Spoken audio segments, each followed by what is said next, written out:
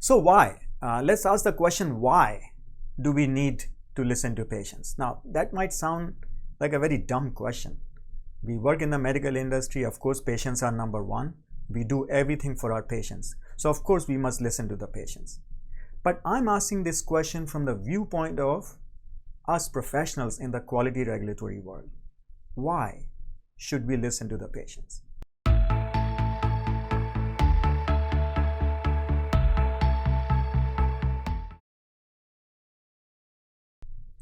Well, hello everyone. I'm Naveen Agarwal, and again, I'm very excited to be back with you.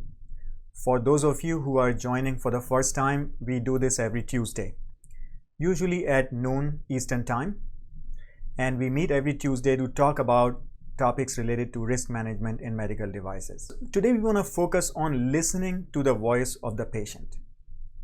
Now, why is that important? We're going to talk about that after we listen to this conversation. But before I get started, just a quick notes on housekeeping. I want to remind you that this is a public forum, so do not share any company sensitive or business proprietary information. Our intention is to have a conversation, a very open conversation, but be mindful that this is an open forum. Second, let's be respectful to each other. We are not here to debate or argue. We're just here to share information and learn from each other. And finally, nothing we discuss in these discussions should be taken as regulatory advice. Now, before we go, I want to recognize a couple of folks who introduced themselves early on. Welcome, Shri from Maryland. Thanks for joining. Ethan, you're joining for the first time from Massachusetts. Hi to you, and thanks for joining. And Ed, again, thanks a lot for joining. Let's just look into this, listen to this conversation I had with my friend Robert, and we will pick up our conversation after that. Well, hello everyone. I'm so excited to welcome my friend and neighbor, Robert, today, because we're going to be talking to him about his recent experience, which was a pretty big deal in his life. His life changed in a big way, but also he was able to go through a successful surgery after his crash and receive a medical implant that has been working for him. So we want to hear about his experience and some of the things that were on his mind when he was going through the surgery, just to get an understanding of a patient's perspective that could be of great insight, great importance to all of us in our industry. So I'm just going to welcome Robert, and we'll get started. Hi Robert, how are you? It's good to be with you. How are you doing today? Very, very well. Thanks for having me. That's awesome. So what we are going to do, Robert, very quickly is to just have a quick chat with you about your traumatic experience and what you went through. And what we are trying to do here is just to share the experience with our listeners who are interested and who work on medical devices that benefit the lives of patients like you. So we want to hear from you and understand your views, your perspectives. So if you could just simply start by telling us, what happened and what you went through. I know it might be very traumatic for you, but if you could just simply tell us what happened to you. Sure. Short version is I was abruptly and violently sideswiped by a semi-tractor trailer, knocked off the highway at 70 miles per hour, which put me, shot me into a tree there. Probably at 50, 60 miles an hour, hit the driver's side door, which severely fractured my left leg. Oh my gosh, that was on the interstate.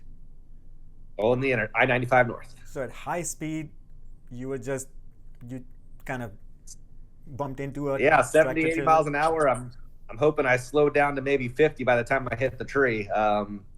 Airbags deployed, thank goodness. No doubt that the airbags saved my life. And luckily only a severely injured leg and some lacerations, but I lived.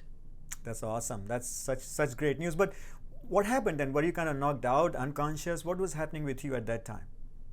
No, I was conscious the entire time. It was I was in. I guess I had a rush of adrenaline, and I was in shock. It hurt. It definitely hurt, but I knew looking at my leg, it should probably hurt more than it did.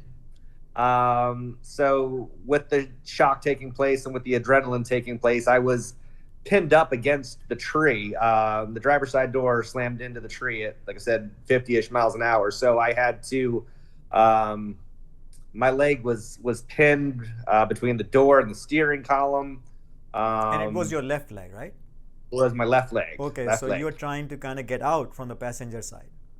I had to crawl out through the passenger side and Oh my God. flop out and try to wave for help. Luckily, some good Samaritans were able to come to my aid fairly quickly. And then you were rushed to the hospital. What happened then? Yeah, they called the ambulance, and I was rushed to the hospital. I didn't really have a choice. I guess we have a couple of trauma centers, and Memorial was the closest trauma center that we had. Yeah, I was whisked away, and 10 minutes later, in the ER. Okay, so did they take you into surgery right away? They did not. It happened. This happened on around 2 p.m. Unfortunately, fortunately, it wasn't a life and death situation. So we had scheduled surgery for the very next morning, 9 a.m. But you must have lost a lot of blood, right? And maybe you were hurting a lot. So they must have given you some basic treatment, initial treatment to take care of all that trauma, right?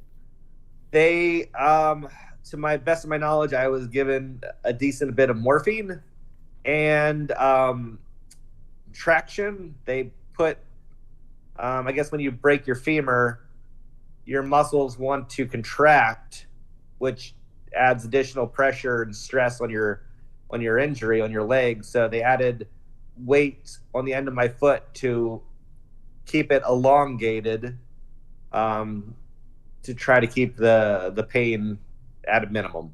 Yeah, so managing the pain and everything and trying to get you into a stable condition and not get into a shock, right? Yes, Okay, yes. so then surgery. So what is happening during this time? What is going on in your mind about what your options are, what's going to happen in surgery?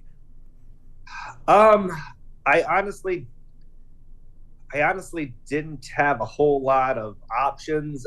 We had a brief pre-op discussion, um, where they basically said they were going to, they took X-rays and they took MRIs, but they weren't going to really know the full extent of the damage until they got in, until they, opened me up and were checking it out. So they basically told me pre-op, depending on what they see, it would be either plates and screws, or they were going to do a rod insert for the full length of the femur. Mm-hmm. So I wasn't really given a choice so much. They basically just said they had to go in there and see how traumatic it was and decide which route was best. And I guess they ultimately decided that the rod insert was the way to go. So you kind of relied on the judgment of doctors based on what they will find and how they're going to fix it. 100%. Yes. I didn't really have a preference which option they went. I trusted her to with her experience to insert the proper device. That's awesome. And did they tell you like what kind of devices they're going to use, some names or product names or any kind of risks associated with that? What kind of discussion or how long the discussion took place with you in terms of your options? There wasn't a whole lot of discussion. It wasn't too lengthy. It was honestly a few minutes before surgery was even going to take place. As far as risk or complications, I really didn't. Nothing was discussed. I know internally I was curious about whether they're, I guess, what type of material Mm-hmm. it was made out of, whether it was corrosive. Mm-hmm. I didn't know. Would it rust? Would it corrode? Would it need to be replaced after 20 years? Those were the questions that were kind of going on in my mind. I would have still gone with it anyways, but considering the injury, but those were questions that I had in my mind at the time. Were just how long it would.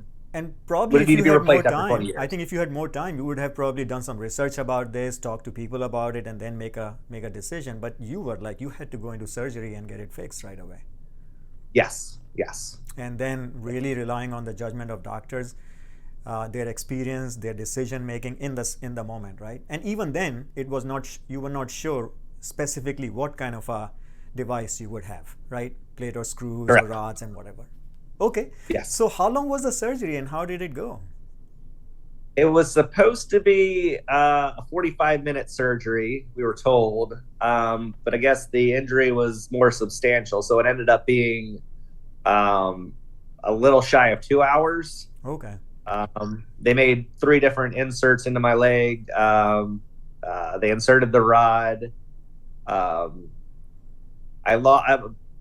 I guess I learned that I lost a significant amount of blood during that operation, which I had to get, afterwards I had to get a quart of blood. Mm-hmm. So were you like under anesthesia, general anesthesia, or you were kind of awake during this time? No, I was completely under. I don't even remember going into the surgery, into the operating room. Okay, that would have been a lot more painful.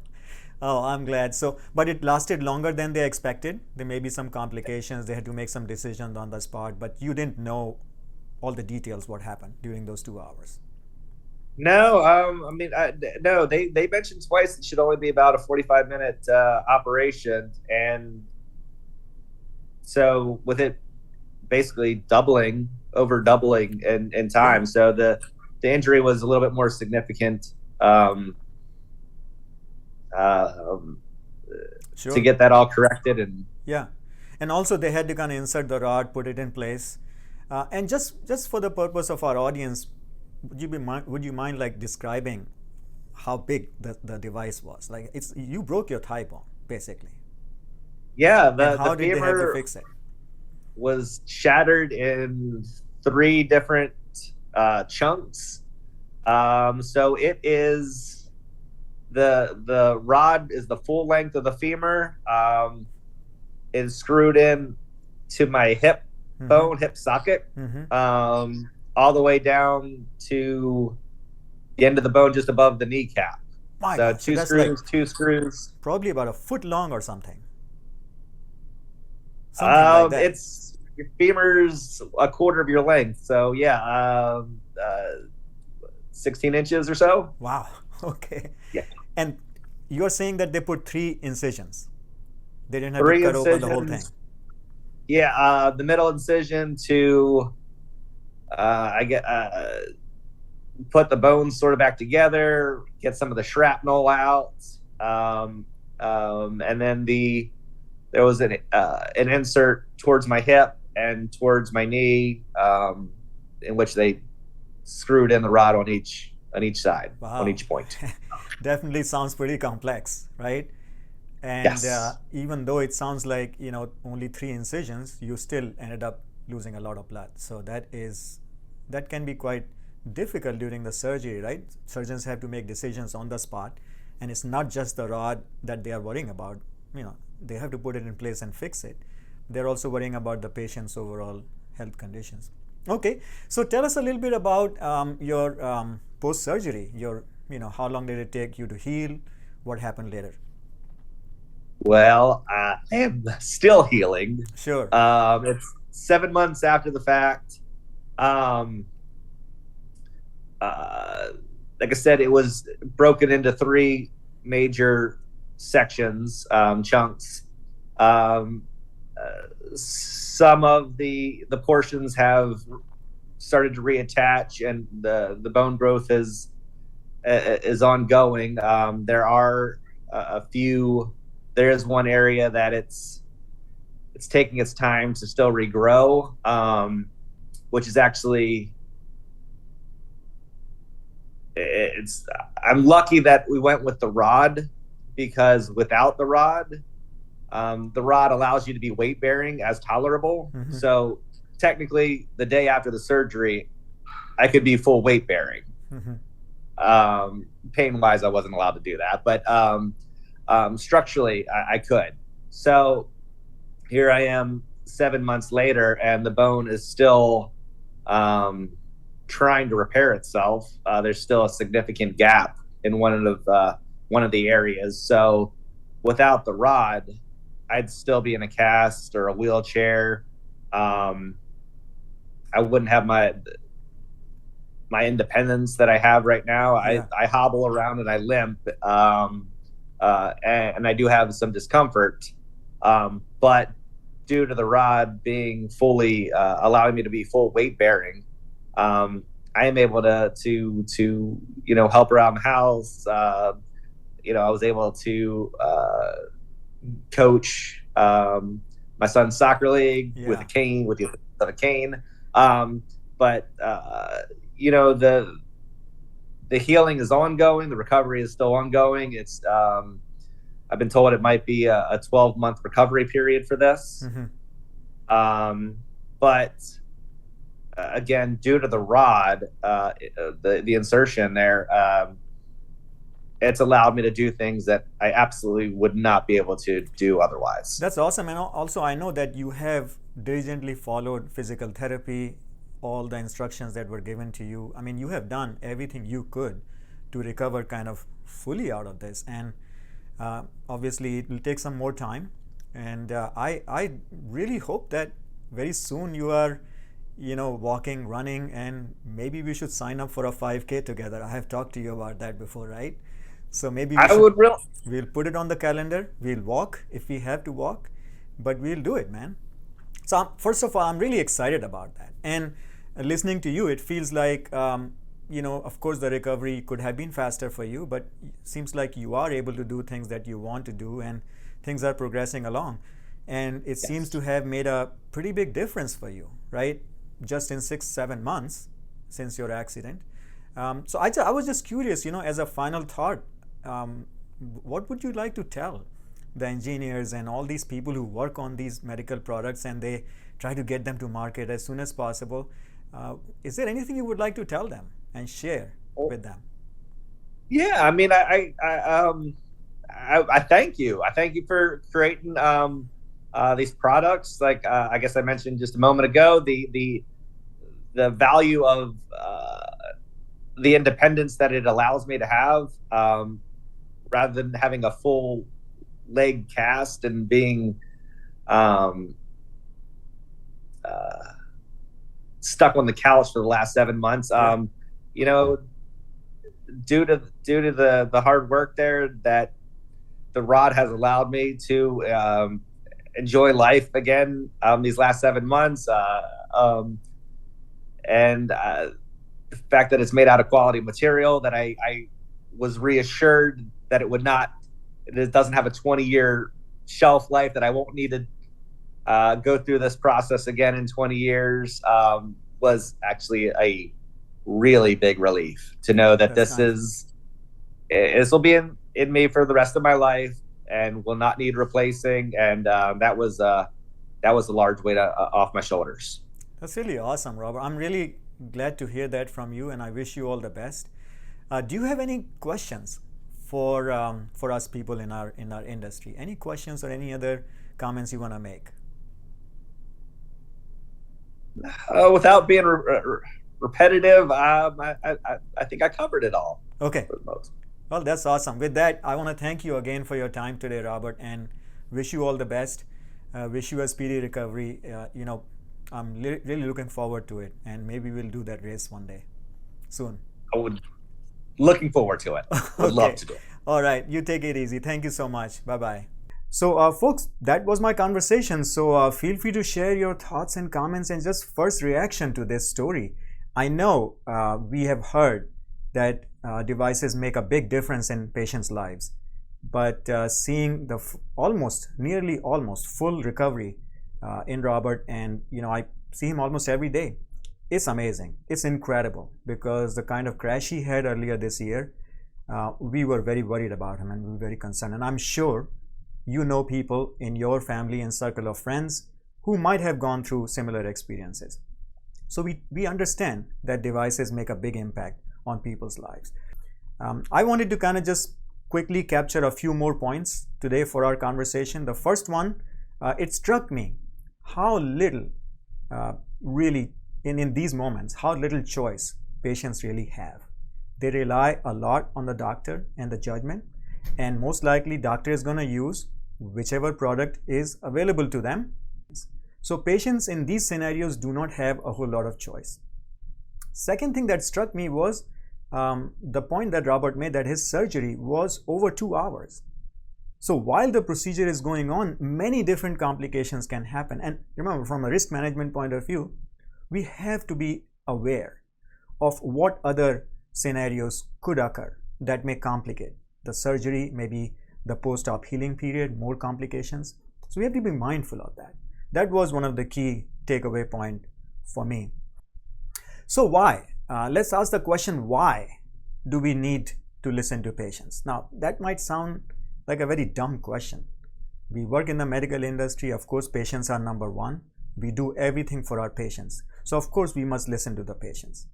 But I'm asking this question from the viewpoint of us professionals in the quality regulatory world.